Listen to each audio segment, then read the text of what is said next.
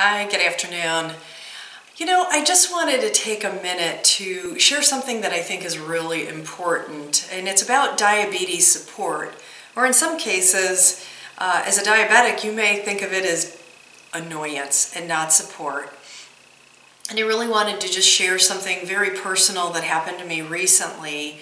And I hope there's something that we can do to resolve a little bit of this issue that's out there in how people think they might be helping someone who's diabetic. It's a little difficult to talk about, but I'm going to just get out there. I'm just going to say it. I was visiting my kids and grandkids, my family and friends in Chicago recently. Just got back a couple weeks ago. And my mom, still up there, nearing the age of 80 now. And she's kind of been my one problem on and off through the years with what she believes is support.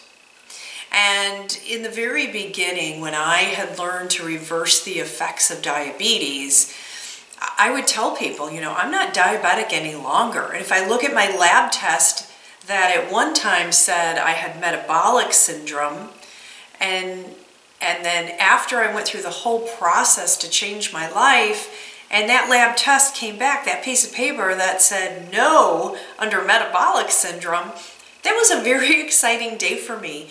Because, as we all know, if you have your health, you can work on achieving anything that's important to you in life. And when your health is taken away from you, it really puts a damper on things. So I had to distance myself for a little while. I didn't go out to eat with my mom because at the time when I first started the process, having a bread basket in front of me was a little tough at times to say no to. So I would just ask her, could you take what you want, put it on your plate, and then I'm going to ask the waitress to remove the bread basket. And her response was, well, just don't eat it. People don't understand that. They don't understand just not to eat something, do they? Some days we don't get it ourselves, like, oh, why do I have to give this up? But you know what, over time, if you stick with it, you learn to make adjustments in your lifestyle that are going to keep you healthy. I want to run and play and do things with my grandkids. I want to golf and do things with my husband and friends. I have things I want to do. I want to continue coaching diabetics so they can get healthy. I want every one of you to learn how to get healthy. I know, I went through it. It's not a fun disease, but we can get our life and our health back. So anyway, I digressed a little bit. In Chicago, my sister annually throws this really nice barbecue with friends, family, neighbors, and a friend of mine every year will bring chocolate cake from his cousin's bakery, which I have to tell you is outstanding. And I'm really not a chocoholic. I can go without chocolate cake forever, doesn't bother me. And many other desserts I can just skip right over. But you know what? I had a little bit at the barbecue. And the reason I had some of it actually was because my mom brought out a platter with this huge piece of chocolate cake that was enough for a small party, and huge slices of cheesecake. Now, cheesecake used to be my downfall. I love a good cheesecake. And if you go to my website, there is a cheesecake recipe that is low glycemic, but it tastes great. So you can have it every so often. So, got cake in front of me. I took 3 forkfuls of that chocolate cake, and we're sitting around with neighbors. Had another forkful a little bit later on. And somewhere, for some reason, my mother decides that she wants to share with the group about me being a diabetic, and that she really had to give me a talking about not eating all of this food because I'm diabetic. And I have to tell you that discussion never happened. And I had a friend sitting next to me, and I looked at her and I'm like, did I miss something? And she's like, no, your mom never said anything to you.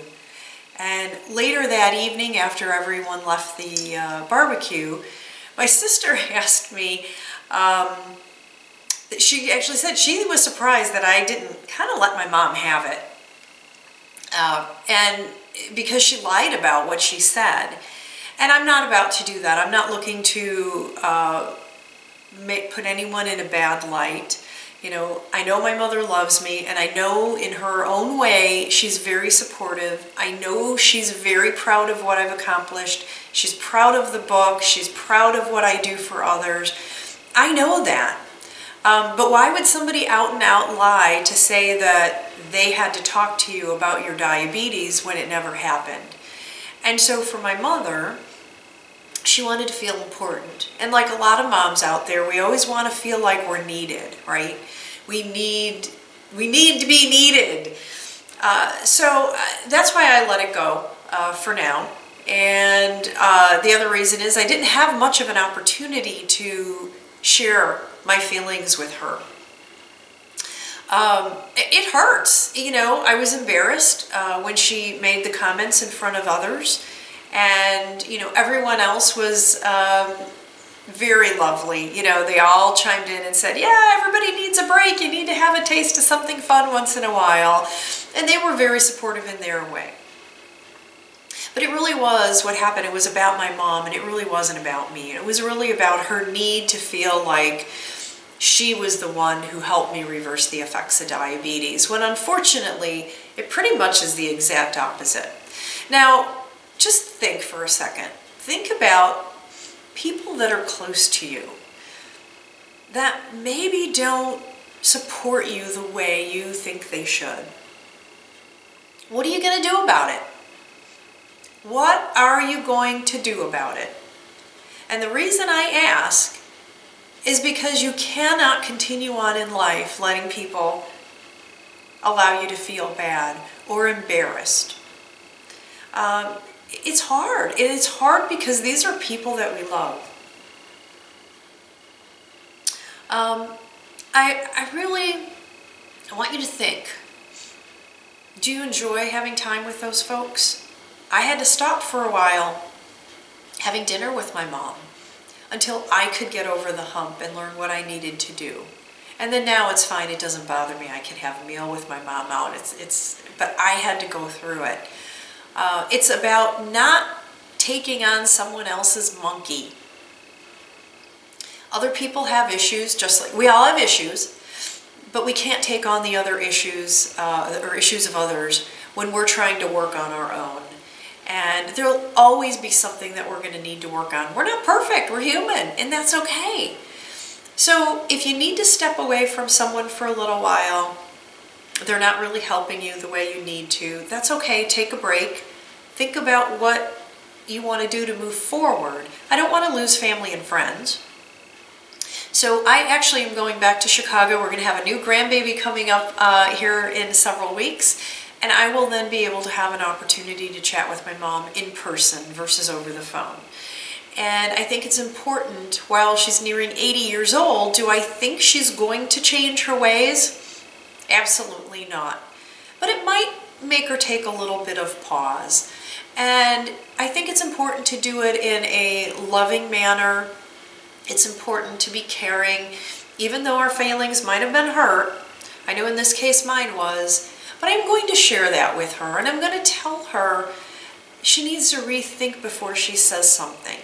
I know why she did it. Whether she wants to admit it or not is neither here nor there. But what I'm hoping today's little chat does for you is get you to think about, who do you need around you to support you with your efforts? Who do you need to have around you? You can't do it all alone.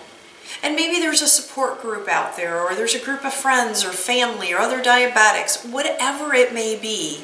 But let people know how you're feeling. Don't let them feel bad when you're going to order food differently when you're dining out. You know, it's uncomfortable for other folks sometimes, but let me tell you, when that happens, I'm finding other people are feeling more uncomfortable because they're realizing they're not eating very healthy. So, you know what? It's okay for all of us to be a little uncomfortable on occasion, but it's more important to be able to communicate those feelings, communicate what you need from other people. and see if they're able to give you what you need. If they're not, that's okay. Then you have to either learn to accept it or move on.